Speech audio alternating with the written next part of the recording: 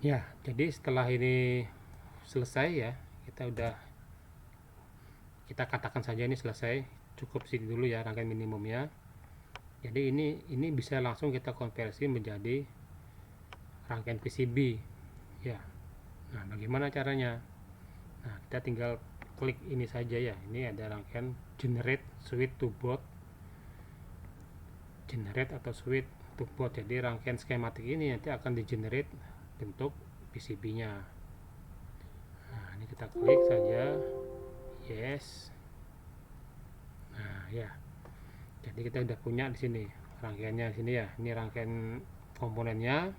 Ini adalah papan PCB-nya yang hitam ini ya. Kalau ukurannya terlalu besar kita bisa kecilkan nanti. Nah, yang pertama harus dilakukan di sini kita menyusun atau meletakkan papan-papan ini, komponen-komponennya ini ya.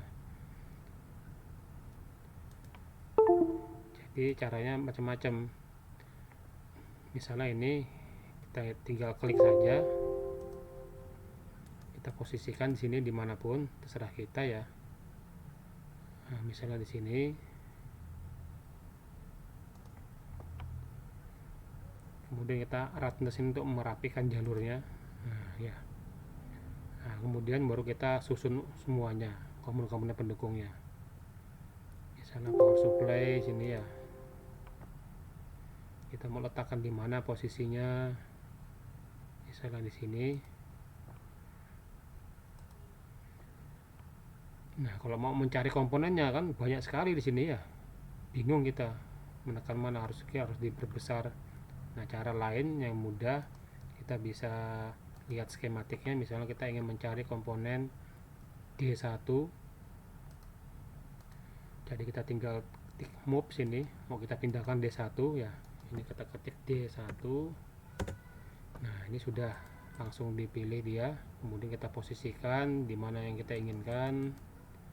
Misalnya di sini. Setelah D1, C3, C2, C3, C2, C1, C3,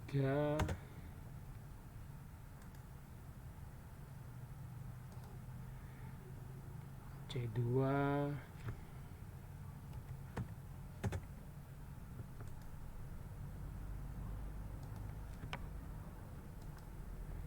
C1.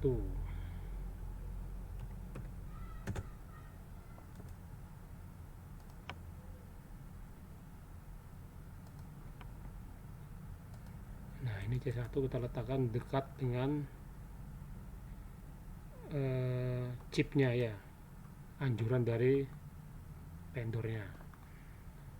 Nah, ini regulatornya kita posisikan, terserah saja kita mau di mana posisinya ya, misalnya di sini misalnya.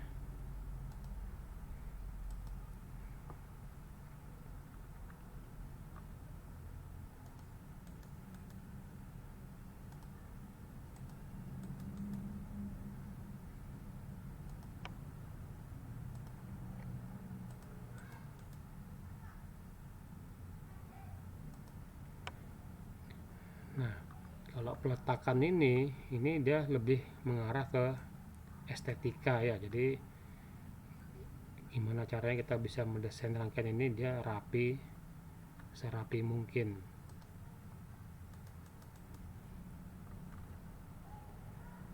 Dia ini adalah kristalnya. Tadi kristal ada kapasitor ya, ini dan ini. Karena komponennya masih sedikit, gampang dicari.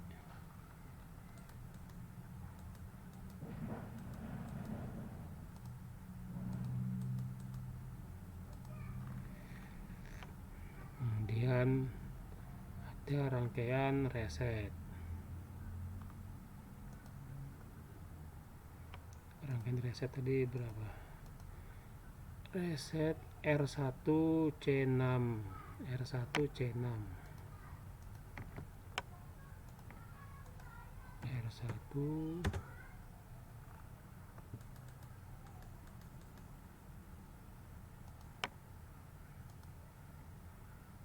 C6, C6.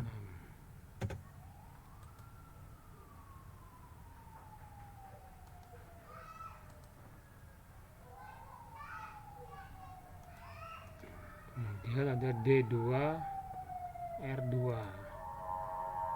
D2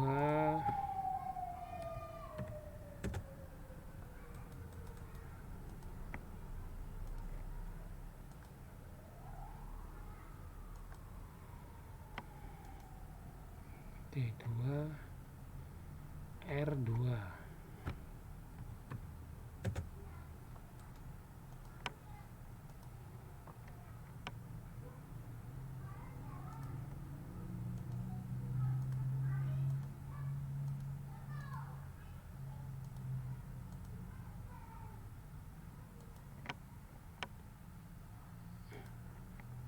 Kemudian switch kita letakkan saja di sini. Kemudian header.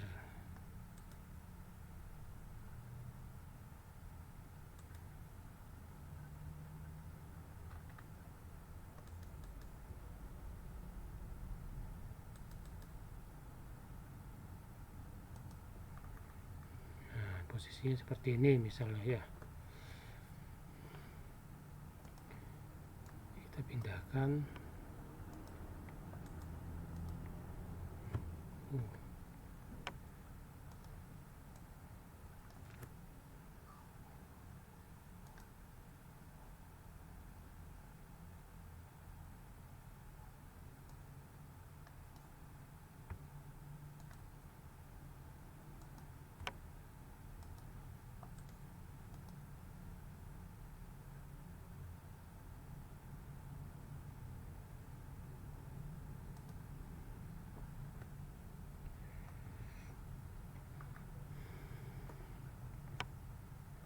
Mungkin ini bisa kita pindah sini supaya lebih rapi dan tidak terlalu banyak makan tempat.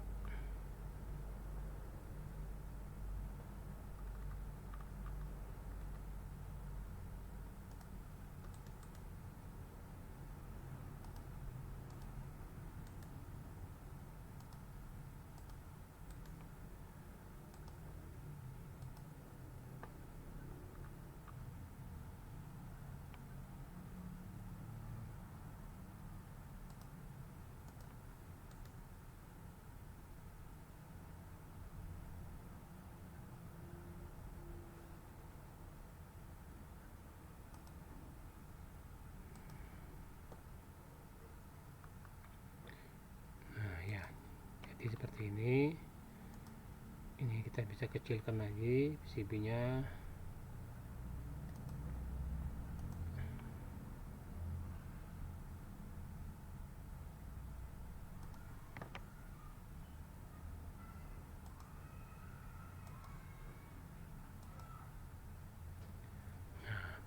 Jadi kalau sudah tata letak komponen sudah dilakukan, ya kita bisa routing satu persatu ya.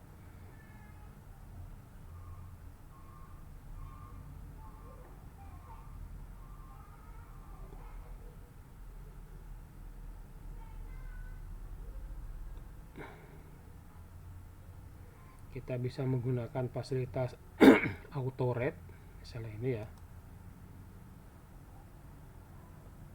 Ini apa nih, top, bottom, kita pakai tab dan bottom saja.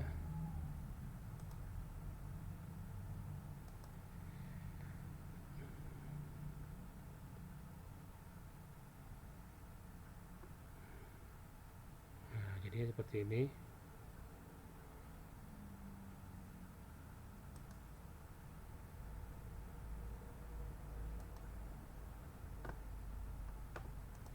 Kalau udah bisa diterima rangkaiannya ya udah, jadi udah jadi nih ya.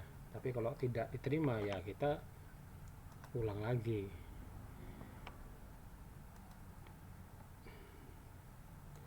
Misalnya, atau juga bisa kita gunakan route manual ya.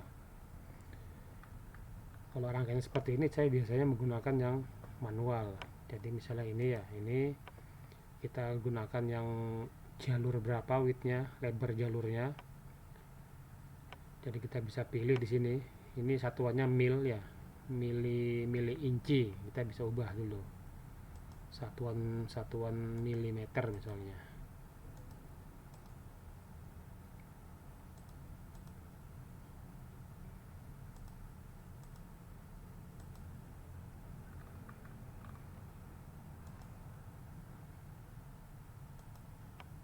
Nah ini ya, misalnya jalurnya di sini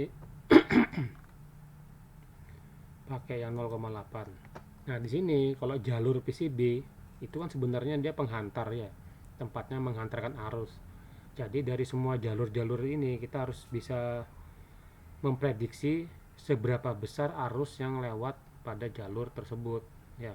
Kalau jalur di sini misalnya regulator ini pasti maksimal 1 ampere ya. Jadi kita harus kita buat dia memiliki jalur yang lebih besar dibandingkan jalur yang lainnya. Nah, misalnya kita supaya lebih besar kita pakai yang 1,27 mili misalnya ya. Kemudian kita letakkan jalurnya ini di bawah, di bawah PCB ya. Jadi atas ada bawah, atas untuk komponen, bawah untuk jalurnya. Nah, ini kita bisa buat di sini cara manual.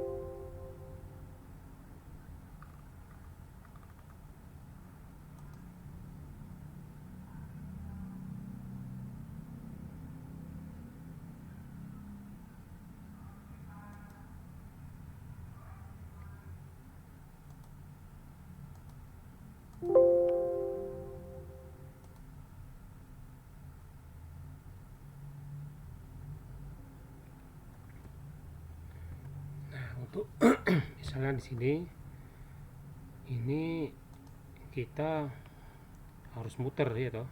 Kalau di sini kita harus muter, nah supaya tidak terlalu muter jauh kita bisa buat jumper atau jalur di atas PCB. Nah untuk switch di antara PCB ini kita bisa gunakan klik tengah mouse ya, tapi sebelumnya kita harus atur dulu PIA-nya. Ini PIA ini jalur yang menghubungkan antara jalur atas dan jalur bawah. Ini bentuknya seperti apa, kemudian jalur lebarnya, lubangnya mau berapa mili kita atur. Misalnya lubangnya standarnya 0,8 misalnya, diameternya auto misalnya.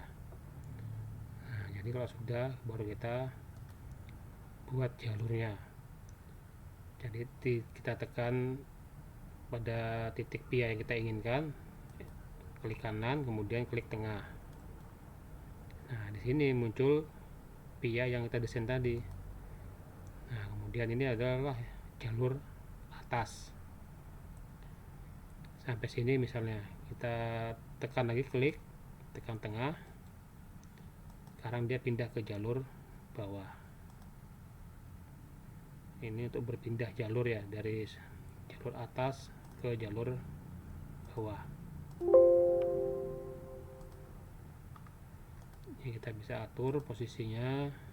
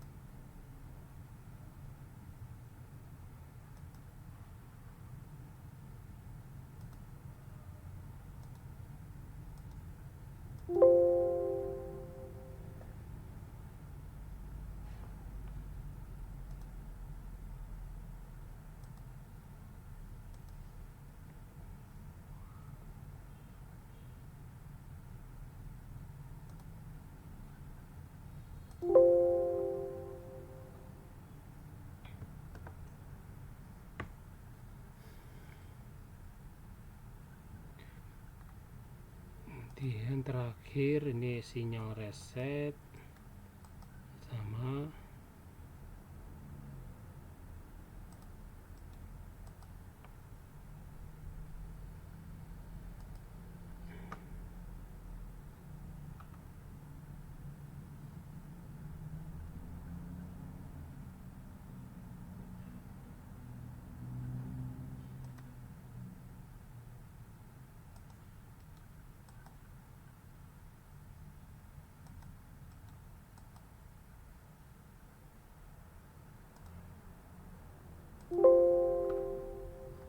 ya. Jadi udah jadi PCB-nya. Jadi PCB untuk ini udah jadi, udah selesai, semua udah terkoneksi ya. Misalnya kita menginginkan di sini area kosong ini juga ditepati tembaga atau penghantar. Biasanya ini area-area kosong ini diisi dengan tembaga dengan potensial ground. Tujuannya untuk agar rangkaian yang kita buat ini lebih tahan terhadap distorsi dari luar misalnya ya. Foreground namanya kalau tidak salah ya. Ini kita bisa gunakan ini polygon.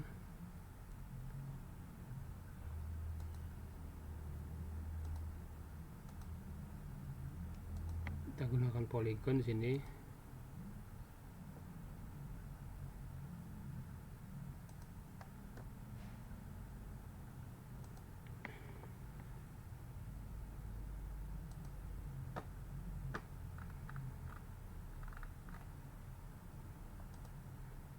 signal name-nya kita hubungkan ke GND ground.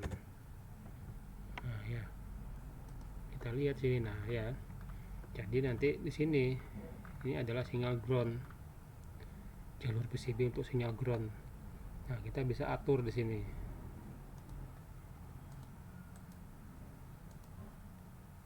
Atur jaraknya antara sinyal ground dengan sinyal lain, kita beri isolasi. Ini ukurannya nih dalam satuan mil, dalam satuan mil, misalnya 50 mil.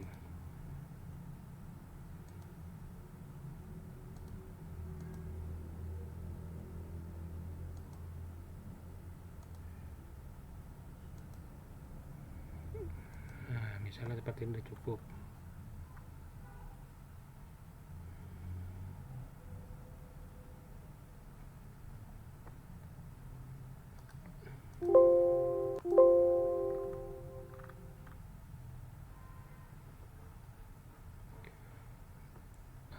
Kemudian misalnya saja kita ingin lagi menambahkan lubang di PCB-nya ya, supaya kita nanti meletakkan PCB ini gampang, lebih mudah, kita bisa gunakan ini hole.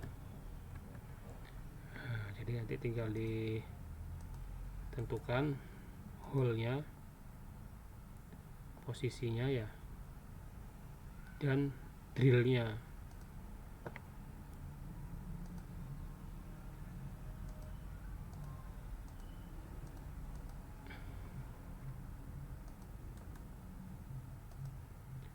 Misalnya lubangnya kita pengen 3 mili,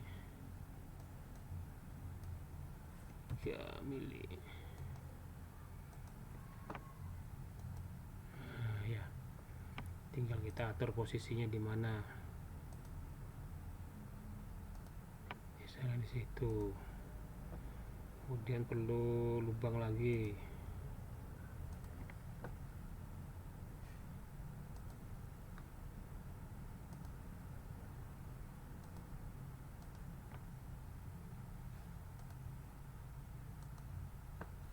Ya.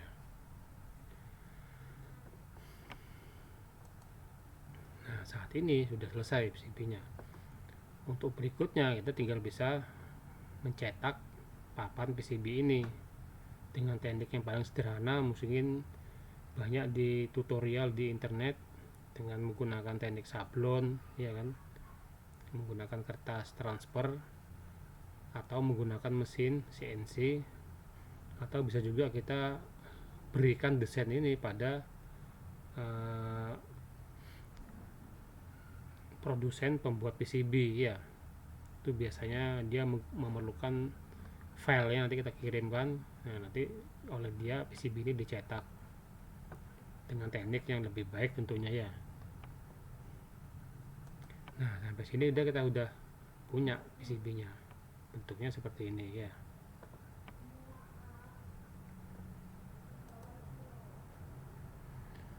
Ya, demikian tutorial yang saya sampaikan. Besar harapan saya nanti kalian semua mencoba membuat papan minimum system ya, dengan prosesor yang mungkin berbeda. Tidak harus sama seperti ini ya. Kalau seperti ini juga nggak ada masalah. Mungkin nanti yang 40 pin atau dan lain sebagainya. Jadi ini silahkan nanti dicoba masing-masing. Softwarenya diinstal, di-download, kemudian diinstal. Saya harap semuanya mencoba ya, tidak berkelompok tapi perorangan. Demikian yang saya sampaikan. Wabillahi taufiq wal hidayah. Wassalamualaikum warahmatullahi wabarakatuh.